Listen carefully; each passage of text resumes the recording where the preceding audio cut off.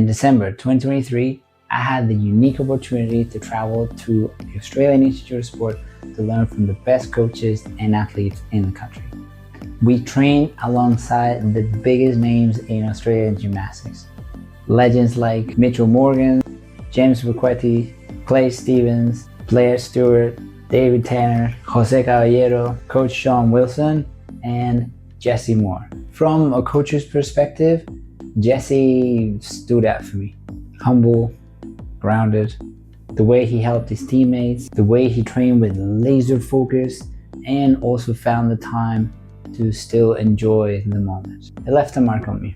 Fast forward a year, bang, Olympian. We were able to sit down and have an inspiring chat about growth, challenges, and the kind of mindset that requires to rise and become an Olympian. So get ready to hear a story about perspective, hard work, and patience from the very first South Australian Olympic all-around finalist, a two-time national champion, and the creator of one of the hardest moves on pommel that is now called the More. So let's uncover the person behind the profession. I have this guy recording, I have a camera right there recording, my audio right here recording, so there's no way this is gonna go wrong. Take two, huh? Profession. Jesse, how you doing? Good, thank you. Thanks for having me again. No worries. With Jesse, we met back in December. I was lucky enough to travel with another athlete here from Canada, and we went to Canberra to train on the AIS for a couple of days, and then we went to Sydney Gymnastics Clinic to learn a little bit more. So, please, Jesse, for everybody who doesn't know you, tell everybody a little bit about yourself. Could be a little bit professional, a little bit personal as well. Yeah, so we'll start with my athlete side. So I started gymnastics when I was 6 years old. Been doing it for 15 years now, so I'm 21. And yeah, obviously that's taken up a big chunk of my life. I mean, I love it. That's why I do it, and that's why I'll continue to do it. So, I guess that's a big part of me. Otherwise, I'm a pretty regular Aussie bloke, I would say. I enjoy all sports.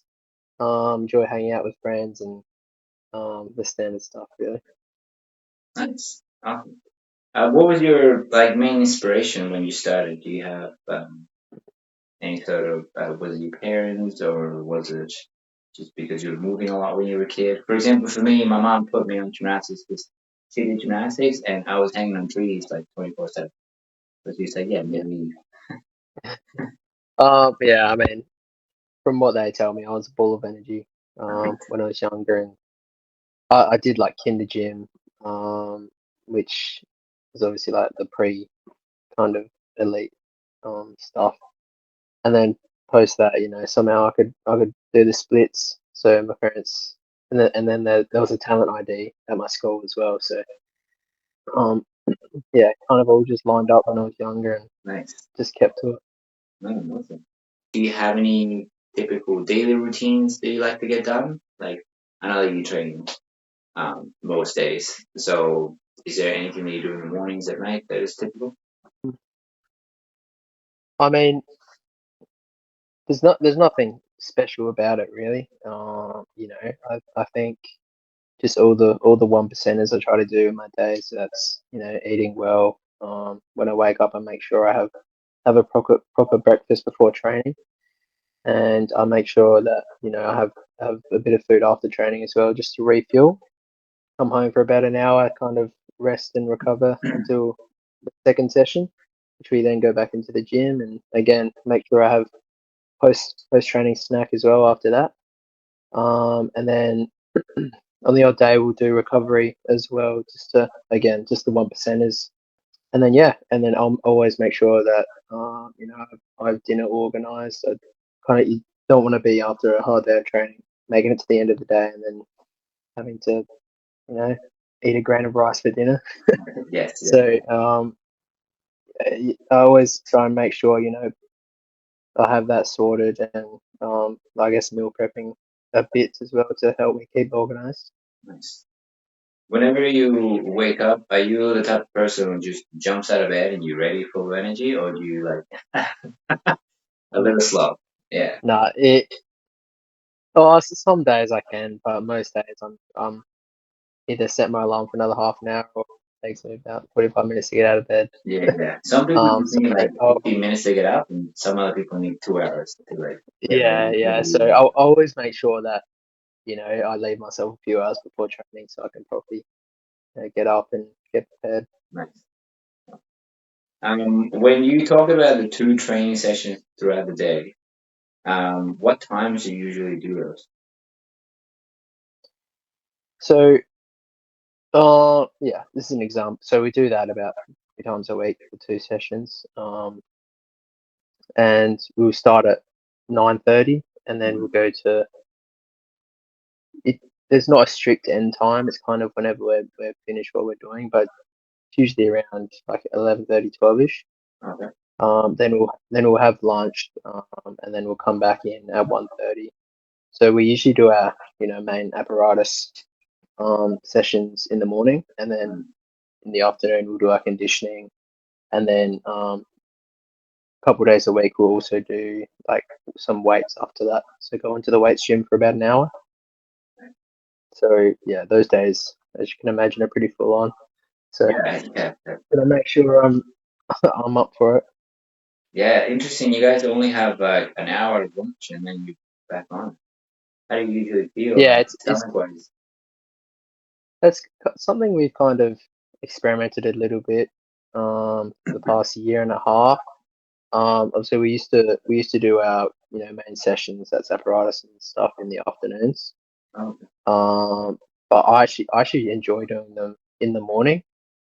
I feel like it leaves me able to um kind of leave more in each Mhm. skill, like try being able to make sure I'm like feeling better instead of slightly fatigued throughout the day.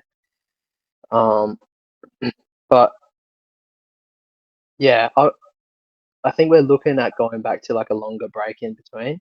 Mhm. But for life outside of training, it did work for most of us. Training here, it gives us time in the afternoon to catch up with people, or if we have to part Mhm. time work, we'll do that in the afternoon. So yeah, it's when I guess training in a elite program, it's kind of hard to fit in. Well, you got to fit in stuff around it, and Yes, yeah, got yeah, to of find course. ways to do that. Yeah. I was thinking sometimes if the food could be a little heavy, then the training may feel heavy just because there's not enough for digestion stuff. But like you said, for an elite program, then you kind of have to adjust. Then if it's a small lunch, and Yeah, for yeah, and again, that's why I try and eat something after training. I typically don't like eating right before training, yeah, so when after training I would drive home, have lunch straight away, so it gives me at least like an hour to digest. And what sort of food do you take in the morning? What do you have in the morning and at lunch? well, I can't go without a coffee in the morning, so that's the go-to. But I do like bit of toast, bit of porridge in the morning, like a bit of carbs, just to kind of set me up for my day, and then in the afternoon I'll usually cook some eggs or something. Yeah, Um, can get that protein, and I'll usually have toast with that, so a bit of carbs as well to nice, help me throughout the day. awesome. Out of what we just talked in the morning and night routines, is there any one thing of your daily routines that brings you joy? Yeah, I mean, there's definitely a few things in there, but the big thing is obviously training. I love training. It gives me joy most of the time. And, seeing everyone in the gym, seeing all my mates in the gym, and then afterwards, if we do something as well, just hanging out and having a good time with people is kind of where I get most of my Yeah, enjoyment from. yeah, that's nice. I remember when I was training in Australia, that felt very much like a community, like a family. Whenever I walked into the gym, they were all crazy guys, the crazy talented dudes. Um, but in the end, it felt like family. And that was really cool because then after training, it wasn't just done, everybody go home. We'll all hang out and we'll go out for dinner. We'll do something extra, and then the next day you just feel even better when you train. So, Yeah, like you spend you end up spending like more time with my teammates than I do my family. Yeah. So you can call them family. And yeah, that's what they are. So I really enjoy that. Do you have any hidden talents or hobbies that may surprise people? I don't think I have any any other talents other than gymnastics, I suppose. But hobbies, yeah, I know. I feel like I'm just a typical, I play some games and Nice. I do enjoy a card game or board game, with my mates or family. So Do you play that's pretty standard. any video games as well? Yeah, yeah. So play a bit of COD and FIFA are my go-tos really, Nice. and actually a bit of Fortnite recently. Right. You put your username there, so Bringing it back. people can fight you. I don't think they want to play with me. It's always good to have something else outside of gymnastics. I feel like a lot of athletes don't have that thing or something else to do, and they just get really caught up in the only gymnastics and gym and professionalism and all that instead of relaxing. I think it's really good to relax once in a while and just to let everything pass, pretty much. Yeah, definitely. But pre Paris, I was just kind of getting to the point where I would go to bed and then I would close my eyes, ready to sleep, and all I could think about and visualize was my routines. Oh, of course. And I guess to an extent that's good. Like, but you spend that much time in the gym, you put that much hard work in, it kind of gets a bit draining. And you get that mental fatigue. Mm-hmm. So I feel like definitely having some hobbies or something else, just something different, just to take your mind off is always good. Nice. Do you have any favorite food? I do love a bit of ice cream. Do you love some ice Like cream? like Nice. like a bit of dessert after dinner. I just have to have a bit of ice cream before I go to bed. Any particular flavor? I would eat any Nice. flavor. Anything. Nice. Any will do. Do you have any favorite band at the moment or any song or stuff? Yeah, not in particular actually. I do have a wide range of music that I do listen to, but I'd say my go-to kind of genre, I guess, before comp and during training is typically like hip hop and rap stuff. But Mm. I enjoy a wide variety of music, so Nice. it's hard to pick a favorite. Yeah. It's just more of hype music whenever you're gonna go train. Yeah, And then after just a bit like relax. I remember when I was there, what it was playing. Ocean Alley. The confidence I did, song. Yeah. oh yeah, Now yeah. I remember listening to I that did. when we were going to the lake. You guys were gonna jump up the little hill and the tree and Yeah, stuff. no, And I do. that I song. do enjoy a bit of Ocean Alley, Australian band, so Oh, right. I do enjoy that. What is the one thing that you can't live without during competitions or long training days? I mean, the boring answer, I guess, is my grips. But Yeah, but of course. Anything that's not maybe gymnastics related. no, it's it's got to be the people I'm with, our mates, training with. You're having a long day. They're there to pick you up. To motivate you. And yeah, I feel like we have the odd day where we train. Well, I've had the odd day where I'm by myself training, and I do find it quite hard to get that kind of motivation to really push myself. And I feel like when there's other people there, you can bounce ideas off each other as well. But just having that company and I guess other people driving to the same goal That's what I was thinking. kind of in your environment. Mm. Yeah, I feel like that's really helpful, and I don't think I could go without that.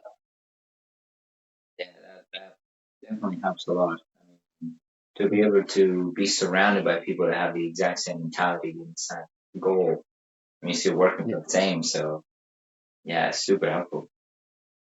yeah, and you're a team as well, especially here. Like we're training at the NTC, so Yeah, we're the Australian team, so we all push each other to be our best. yeah, keep each other accountable. Nice Yeah. topic. What or who is your inspiration in sport and life?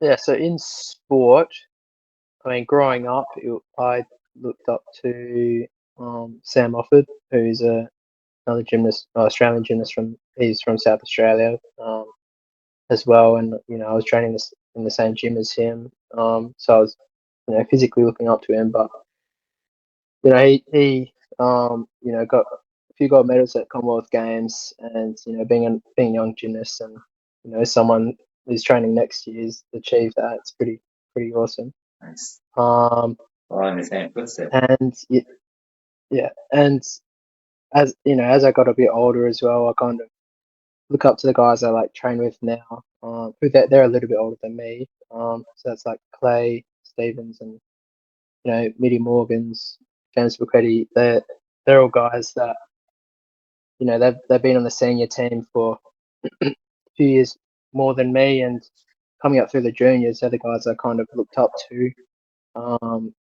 Especially Clay, who's been through what three ACLs, I think, and Mhm. has overcome that to be an incredible competitor as well. So, and not just athlete wise, but they're great humans. And as I said, we're like a family here. So, yeah. Nice. That's awesome. That's great. Yeah, you have huge role models there, apart from Sam Offord. I remember seeing him in competitions and him sometimes coming to the gym to train with the older guys back when he was going with Yeah, Luke Lubatatsky and Aaron Tannen yeah, and all yeah, those guys here. No, that's awesome. And being able to train with Clay, with me, with James, I mean, what else can you ask for? Kind of thing. To have someone yeah, that has yeah, been exactly. through lots of stuff. Yeah, Yeah, it's a good group of guys. They love the sport, and yeah, it's just great to be among that. nice. Awesome. Going into your gymnastics section, more into the Olympic experience over here. Let's just start with a broad question. If you can share a little bit on how it felt to be the first gymnast from South Australia to me. Yeah, I mean, I didn't know at the time that I qualified that I would be the first South Australian. So, I guess once I first got told that, I was kind of just like, wow, Thanks. you know, yeah, I mean, Australia's a big country, and to be the first South Australian to represent, well, I guess Australian gymnastics in the Olympics is, it is an honour. I mean, I just hope that you know that can help inspire and I guess promote the sport in my state as well. Nice. How did it feel now that we're talking about a lot of family and you're very family orientated and people orientated? How did it feel when you were at the Olympics? I mean, my second question goes to this one. How was preparing for the 2024 Paris Olympics pushed you to evolve both as an athlete and as a person? I'm thinking that when you were there, I know that you were with Clay for a little bit, and then you were by yourself, so that was probably a little different. Yeah. But as I said, I love training. I love being around people. And I guess it was great for the lead-in camp. I was there. 'Cause he was there as a reserve, and I was there with the girls' team as well, um, which did make it a bit easier as well. Right. But as we moved into the village, um, yeah, I was the only Australian mag gymnast there, so Again, the girls were there, but obviously we had different training times, different competition times, so didn't really get that crossover. And yeah, I mean, I was training there. I guess it was only, really my third major senior competition. You know, I hadn't been to a World Championships before. I'd only been to the Commonwealth Games in 2022, so it was pretty amazing. You know, walking to the gym, seeing these, you know, idols, the whole Japanese team, Chinese team. Yeah. And yeah, it was just incredible. Kind of being in that environment with all these great athletes as well. And so I kind of had to learn kind of a bit how to just zone in. You know, there's so much stuff going around. And Yeah. it's a new environment that I haven't really experienced a lot. So yeah, that's something I kind of had to learn while I was there. As a person, you know, kind of, you know, I've trained my whole life to this point, and I guess for the whole 15 years I've been doing gymnastics, this sport's helped me grow as a person. You know, that kind of persistence, determination, stuff that you can really take from the sport and use it outside. And you know that didn't stop in the last 6 months when I was preparing. So if anything, I kind of learned that more than ever. Yeah. You know, I had plenty of bad days in the gym, and you know, just being able to, you know, forget that and, you know, move on. As well, that was a big lesson that, you know, took me a bit of time to really, I guess, hone in. But yeah, it was an incredible experience, and it's kind of hard to put it all into words. So, Yeah, that's it's the top for everybody. So I mean, for everybody who's aspiring to be at that level. So yeah, I bet it was the sublime experience that you can't really express at all as you walk yeah, into the village and everything. Yeah, nice. You said that you learned to zone in a little bit more. Do you think that that had some sort of correlation to the planning? So what I mean is, did your coach or Sean or whoever it was he sharing with you the ideas or the planning of what you guys are gonna do for this amount of time before you go to competition? And because there's one thing to like for you to know how to zone into your own training, but I also feel like if you don't really know what you're working on, you could be a little bit confused. So if you could talk a yeah, little for bit sure. about that planning and stuff, I guess. Yeah, so well, yeah, after my plan kind of started pretty much after I had surgery on my shoulder in 2022. Hmm. And you know that was basically a year to recover. And then I guess once I came back, I think my first competition was the Challenge Cup. Where was it, in Turkey in 23? So Mm. pretty much from that point is where my, I guess, Paris planning kind of went from. And, you know, I was reserve at the 23 Worlds, um, which, you know, I was hoping to make the team. It would have been pushing it a little bit, which, you know, was definitely a setback in that planning. But to be there as well amongst it is actually, um, I think, very as valuable as, you know, competing. So we pretty much had like a year plan, or I guess a year and a half plan, set into blocks. You know, leading up to competition and making sure there's a week or two to rest and recover, lead up to the next one. And having that all set out actually was really helpful. You know, not only could I track my progress, but you know, I could also change my plan. Mm. You know, if something wasn't working, then you know I can change this, and you know that's now the plan. Um, so it's very adaptable, which I think is important because yeah, I mean all sorts of stuff can obviously happen while you're training. So it's important to have that, I guess, capability. But yeah, the whole planning process, it was very helpful with especially the last, I guess, 4 weeks leading into Paris, because I knew what I've done. It was all in the plan, and lucky for me, it all went to plan. So it gave me that little bit of extra confidence as well. Yeah, so you can actually trust the process as you going through it all. Nice. No, that's really good too. Like you said, to have an adaptable training session or to have an adaptable plan. Something that I would call like a fluid periodization, Yeah, which is like you want to have a set plan of what you want for the cycle that you're working, whether it's 3 months or 4 years. But right now, coaches are trying to focus a little bit more on the athlete. So, like you said, if the athlete doesn't feel good, then you're not going to do it. You can. yeah, So, like, I'm not going to force you to just get injured. It just be yeah. negligent on my part. Yeah, no, that's good. That's good. Um, what are some goals that you're setting out for this year? I know that the code recently changed as well. So, are you working on any upgrades coming up with this new code, or is there any major competitions that are happening as well this year? Yeah, definitely working some upgrades. Every man and his dog's doing gingers on high bar now, so Yeah, there's a lot of that. that's definitely been in the plan. Yeah, working some new connections as well as like super hot Piatti ginger is kind of the big one or the main one that I want for my routine.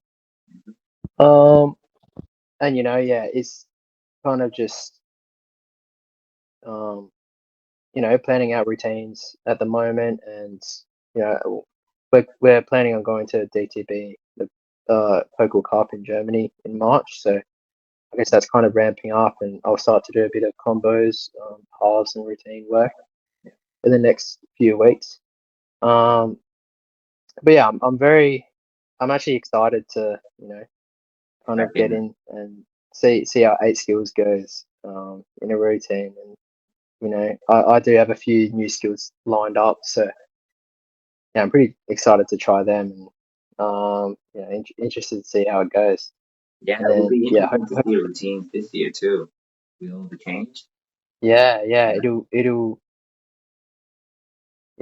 it'll be weird. I think. I think the first year is always everyone trying to figure out the new code, Yeah. and you kind of see, okay, this works. Okay, this doesn't really work. So I think it'll be a bit experimental this year, but no, I'm excited for it, and hopefully, I can kind of lock a few things in for Worlds later this year, and go to that. So The first one here, injuries such as your shoulder issue that you had in 2022 Commonwealth Games has been part of your journey so far. So how did you stay resilient throughout that recovery period? Because we all know it's very tough for people sometimes when they get injured. They walk into the gym, and even if you have a plan, the coach usually goes, "Well, you can go to your rehab, and we'll work over here." And you're in the corner there doing your band stuff or doing yeah, some weight stuff. You see everybody getting better. So how do you maintain your mental health and physical health in that scenario?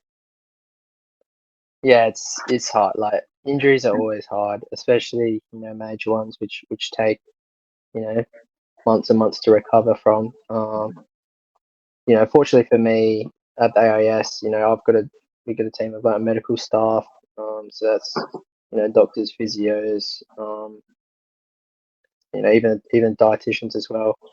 So I had a lot of help in, I guess, that regard. And then also my support, around the gym as well. I've been training with people who've had these kind of setbacks before, so um, knowing that those guys have gone through that and they've made it out, as better athletes as well. So it gave me a bit of confidence, and I did also do quite a lot of work on other things that I probably wouldn't have done if I hadn't injured myself. So I worked on a lot of kind of fast switch impulse stuff for my legs, Right, more fire. to get a bit more power on floor and vault, and 12 months later I definitely saw that like difference in my floor and vault. So although I couldn't do everything, the stuff that I could do, you know, made me better, kind of in a way that I probably wouldn't have done if I didn't get injured. So Mm. I think, searching for those kind of avenues, kind of, okay, this isn't this. I'm not going to be able to do this, but what else can I improve? I think is what helped me, because I knew I was still making progress. I knew my shoulder was getting better, month by month, and I knew I was also getting stronger elsewhere. So that definitely helped me through it. Nice. No, that's awesome. So pretty much staying busy in a smart way.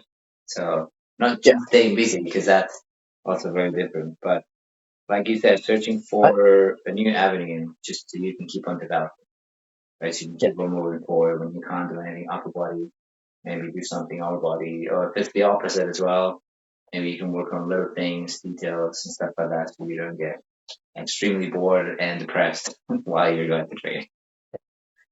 yeah. I know it was also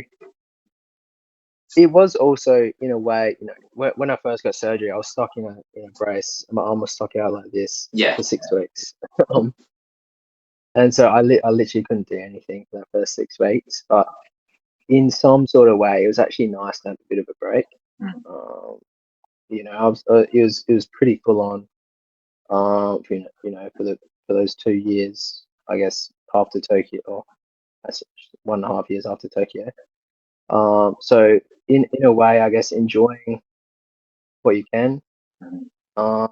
It's not in this sport. It's not often you have time off. So actually, I guess embracing that as well is also important, so that when you're ready to get stuck into rehab and get back in, you're actually ready for it. Yeah, you're ready for hard training again. Yeah. Nice. You just mentioned the Tokyo Olympics, so missing out on the Tokyo Olympics by the tiny margin in the 2021 Oceania Championships must have been pretty tough. How did you bounce back from that experience?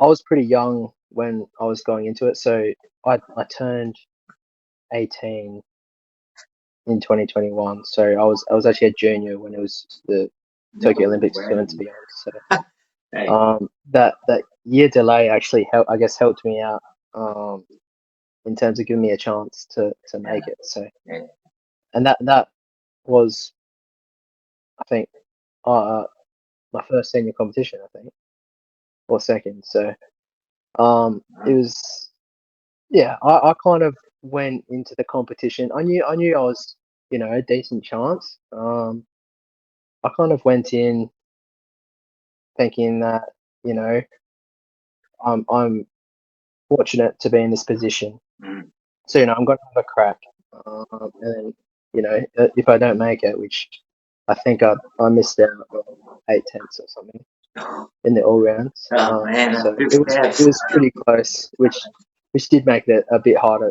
to swallow. But Yeah, I knew, I guess I was young, and I knew in 3 years' time I would have another opportunity.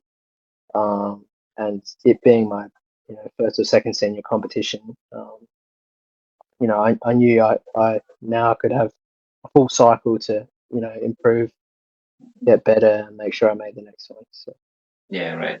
Um, yeah, I'm very impressed that you're a junior. That's insane. But like you said, I don't think there'll be a lot of um for everybody, not just for you, and not a lot of maturity as a 17-year-old to like think of the vastness of or how big this is, like to go to the Olympics and qualify and everything. Maybe after, like you said, when you did it, and you're like, oh, well, I'm still young. I can still do this. I can have plenty of years. This was just a trial run, and yeah, sweet, yeah. make it on the next one. Obviously in the moment it's a lot harder to take in. Absolutely. You're not just gonna say like, oh, Yeah, well, I lost. That's fine. yeah, exactly. So, and we're all competitive and we all like winning. So, it's yeah, it was hard, but having that time to reflect, I guess after, I was able to make that judgment and kind of move on. Yeah, nice. I feel like in a way it shows that you were a little bit beyond in your maturity levels because you took it so well. I mean, like you said, it could be a devastating thing for a lot of people, but You let it hurt for a bit, and then after that, you're like, all right, let's get to work. Let's do something else. So that's awesome, man. Kudos to you. And then you I made it. mean, I think yeah, I got there in the end. But I mean, yeah, I think I have the sport, this sport to credit for that. You know, it's a bloody hard sport. Yeah, And it's very very humbling at times. So I feel like that helps with that, I guess, maturity aspect. yeah. Very humbling is right. That's the right word. Balancing intense training schedules with personal life and mental well-being, I think, can be very challenging. More for you that you train. How do you manage that? Knowing that at AAS you train more times than usual, and also you have the recovery sides and the weight side, so you have more specific help in that scenario, which is really good. But it doesn't take away of how stressful it is and how unbalanced it can, like, bring your life, I guess. So how do you manage that? Yeah, it's tough. You know, it's not easy. Um, Obviously, I've got a part-time job. I study at uni. And you know, I have full-time training and What are you studying? Sorry. uh, phys- physiotherapy. Nice. Yeah, so that's starting to ramp up now. Well, we start I think next month. So Okay, yeah. um, I guess it does take a lot of planning, I think, and making sure um, you're organized. I think is a big factor. Um, like I'll make sure my classes, you know, after trainings, or I wouldn't have a class, you know, before a big day of training. Yes. Um, I think that's important as well. You got to look at both sides. Then obviously working. Um, Again, I wouldn't work before a big day of training. I might work after. But that's again making sure, you know, if I go to training then have work straight after, I need to make sure, you know, that I'm meeting my recovery as well. So I need to make sure I have food ready. So just planning for that, kind of organizing that, and but you know also organizing a bit of downtime and planning for a bit of downtime as well, because you know after juggling all those stuff for the whole week, you kind of need it. But for me, planning and being organized is the big one.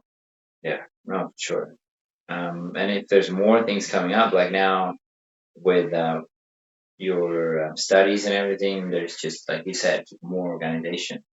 And I'm hoping as well that the university can help. I mean, I'm sure if you've been to the Olympics, they'll help you to like free sometimes if you go into a competition, like free show courses kind of thing. That's something that you can do in Chile, I know. That you can like freeze your entire course and then do something else, come back exactly where you were. Yeah, Um, like I did defer I guess for a semester. oh, okay. This is last semester, so that's during the Olympics. I was able to defer that, Mm. and you know kind of get going again this year. But yeah, at my uni, they have an elite athlete program, which has been really helpful. Oh, that's it. And you know, if I am becoming too stressed or something, they've actually been really great. Like they understand, you know, if I need extensions or if I'm struggling, I need help on an assignment or something, they'll definitely provide that. Um, and you know, coaching wise as well for training, if I say, you know, I do have this assignment that I really need to do, so maybe I can only train. I have to finish training 30 minutes early or whatever. We make it work. You know, we'll modify training, maybe do a bit more on a different day, but I guess that flexibility as well is important. Nice. That's awesome. I love that. The whole thing is geared towards the development of Jesse more in general, not just Jesse the athlete kind of thing. So that's Yeah, great. you know, we're human beings as well, and you know, have other aspirations. I think, yeah, it's just about meeting all those requirements, I suppose. Nice. And for the last one here, what is the biggest lesson that gymnastics has taught you that applies to your life now and to your life like outside sport? So It's definitely the resilience and persistence to get something done in training. I, this is an example, but it happens all the time on pommel. Like you fall down a million times. You don't make a routine 3 times in a row, but all you can really do is reset and have another crack. So I think that ability to kind of bounce back, and actually an example as well at the Olympics on high bar in the final, but in the all round final, I kind of went into it, I guess, um, making sure I gave everything I had.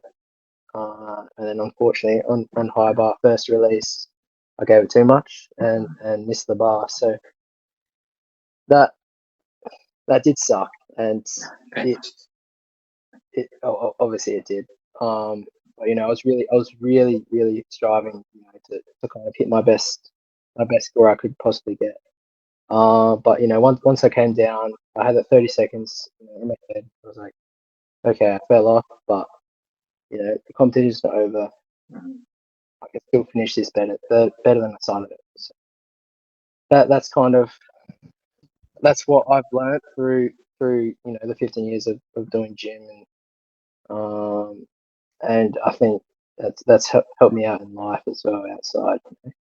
If something doesn't go your way, well, we'll try it again, or we'll go down different avenues. Just being able to bounce back, I think, is the biggest lesson I've learned. Yeah, wow, that's awesome. And talking about that high bar final, that high bar final was nuts. Everybody was going pretty hard and really trying to get the releases, and not a lot of people did, or even some people that did immaculate routine found their dismount. Like they've never Yeah, found that. You can see it on their face that they're like, I've it's never fallen on this yeah, before. it's strange. I mean, that's the sport, right? Yes. It just shows as well. You make a final, and anything can happen. Yeah, exactly. Or even feel it dopey when It's the grip fully ripped off. yeah. Like, I think that was the rotation before my high bar as well. oh So I was right, like, okay, saw that. that's insane. But yeah, I mean, he actually finished the comp pretty well as well, I think. Yeah. So yeah, that I'm guessing that lesson isn't only one that I've learned. It's one that the sport teaches you for sure. So Is there some sort of quote that somebody told you when you were a young athlete that stuck with you until now? yeah, there is one from my old coach Paul. He was my coach since I was about, I'd say 8 Oh, to there you 17. Since I moved to the NTC, and something that he always say constantly was, if I fell off the pommel, or I hit my shin or something, he'd say it's character building. It's character building. Which yeah, Nice. which I didn't see it then, because I was just, of course, angry, and Well, yeah. If that you that kind follow of the that comment, kind of comment that kind of comment in the moment definitely annoys the shit out of you. I tell you that much. But well, yeah. If um, you fall off, you're on the ground, and this guy's just like, hey, it's just character building. You know, like, yeah, exactly. um, yeah. So like now I kind of see, I can see that it's right. yes, yeah. What do you It's, think? it's those moments that you kind of discover yourself, and build who you are. So that's pretty much stuck with me then. And whenever I fall off the pommel, it's just character building. This character building. Get back Now you up. constantly hear it. Yeah, If Paul is listening to this, you'll be happy. You'll be like, yeah, yeah. That's one thing that stuck with me. nice. For all athletes over here, we know that focus on personal growth alongside athletic success is extremely important, as everybody's strive for. So, how can aspiring gymnasts prepare mentally for the highs and lows of competition? I use a lot of visualization before a competition and before standing there before my routine. I'll visualize it in my head.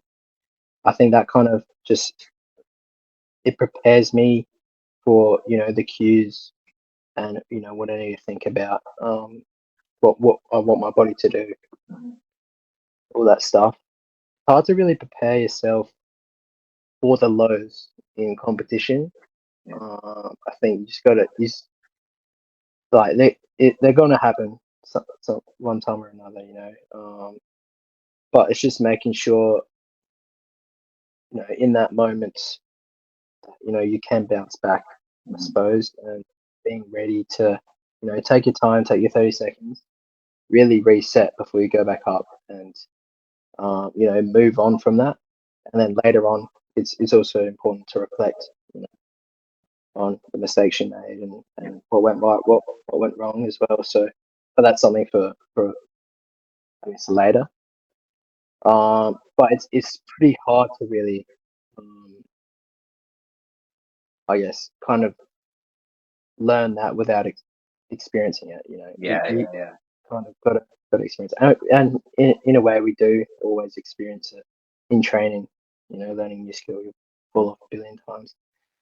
So I guess it's just keeping that same mindset and not change that too much just because it's a competition. Mm-hmm. That's really good. I don't think there's a lot of people go back to it and reflect. Like we do reflect, for example, on skills, I think, but not a lot of people are strong enough, I feel, to reflect on their own behavior. Sometimes I feel like that's the toughest part, to look back and say, "Well, my attitude today on pommel sucked because I did this, I smacked the horse, and then I walked away." Like Yeah, sometimes working on that, I think it's really important, and I think sometimes it's more important because, like you said, in competition you have to be ready for anything, right? So if something happens, you're not just gonna take grips off and say, "I'm done." You're like, no, you still yeah. have Well, another routine to do. that's actually something. So in the Continentals for the qualifying uh, for Paris, high bar was the last apparatus, and I fell twice in high bar. And the second time I came off, I smacked the mat, and I think I swore. I don't know if I actually did or not, but that's what they told me. And they took a 0.3 neutral deduction. Oh no way, they did. So Oh. that's after saying that, and Mm. fortunately I still qualified and still came first. But I reflected on that and I was like, okay, I Yeah. if just if I didn't qualify because of that, that would have been a very hard pill to swallow. But I've had to reflect on that and make sure that my behaviors and I guess my attitude as well during those Right. times and competitions. Yeah, Well, yeah, a lot easier said than done. But for everybody out there, don't lose your cool. so I did. Yeah, right. Point three neutral deduction, man. Damn. For the next one here, what does it mean? We kind of went on to this, but we just want to go a little bit deeper into the Olympic side.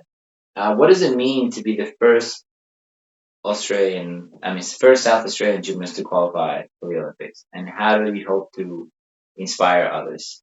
For what I see here is, I'm not taking your answer or anything, but you told me that Sam Offer was your inspiring role model, and then now it seems like we did a full circle, which I really love to see that in the story. So now you're looking up to Sam, being like, oh wow, I want to get there, get to Commonwealth, and go to all the competitions you've been to.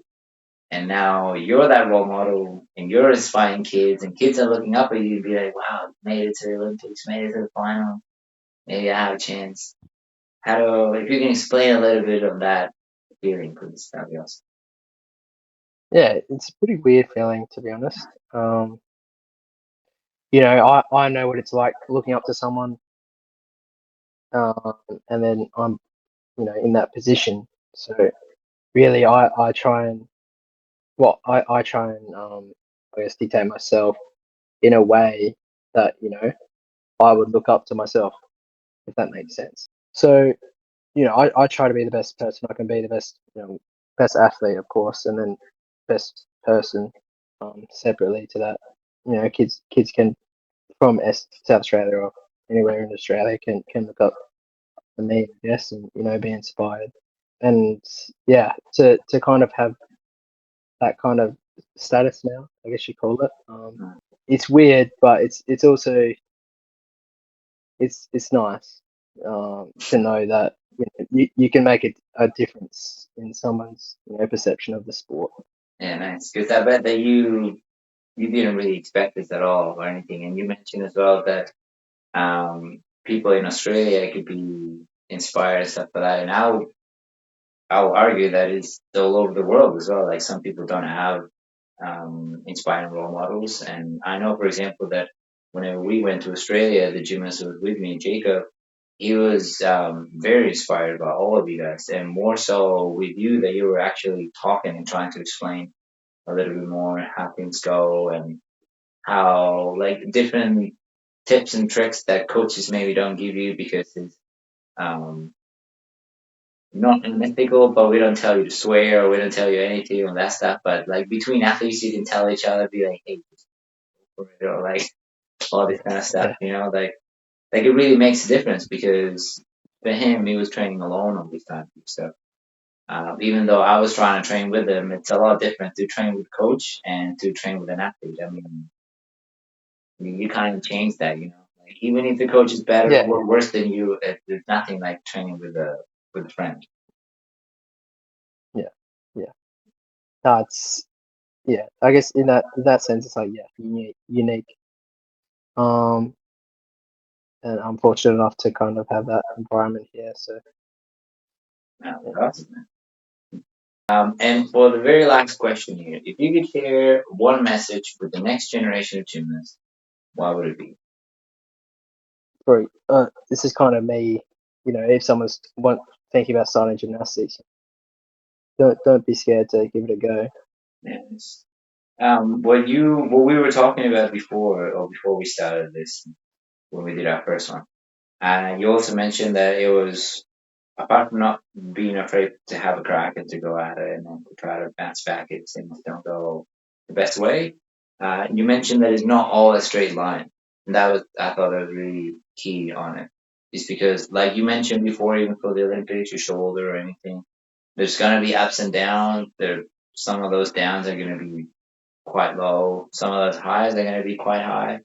So it's not all just gonna be a straight line whenever you say I want to go to the Olympics and you just fast forward over there. It's not really like that. And I like that you said as well to try to learn from every little bump across the road that you having. So, like you were mentioning before, to try to reflect, look back. What are they good? What are they wrong? How do I get better? And keep moving forward. No, that's awesome, man. Don't be afraid to have a crack, everybody. And it's not all a straight line. It's not a straight line. There you go. Yeah, Go hand in hand. exactly. Yeah. Thank you so much, man. That was great. That was awesome. I hope you had fun as well. Yeah, of course. A huge thank you to Jesse Moore for joining us today and sharing his inspiring story from early national victories to overcoming injuries and earning a spot at the 2024 Olympic Games and at the finals. Jesse's journey is a testament of resilience, passion, and drive to succeed. His insights into perseverance, mental strength, and representing South Australia on the global stage provide valuable lessons for athletes and fans alike. To our listeners, thank you for tuning into the episode of The Person Behind the Profession. And if Jess's story has inspired you, be sure to like, subscribe, share, do all that jazz, and join us for more conversations with exceptional individuals shaping their fields. Until next time, and stay motivated and keep pushing your boundaries.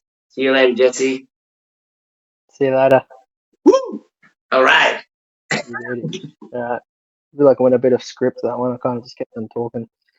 Nah, that's all right, man. As long as it's natural and like people know that it's just you, Yeah, and it's not just you like reading through yeah, a script, then I think that's all that matters. I mean, that's kind of what I wanted to know now because I'd like to know how these people function. Like, if they are the best of yeah. the best, do we have the same breakfast? Do we get up at the same time? do we like the same shit? Like, we're all humans, right? So like, I would like to know, how do you function in this world? And thank you so much for your time. Really appreciate it. Yeah, no, thanks. No, I enjoyed it. Alrighty, All right, sounds man. good. Thank you so much. All right, thanks. See ya. See ya.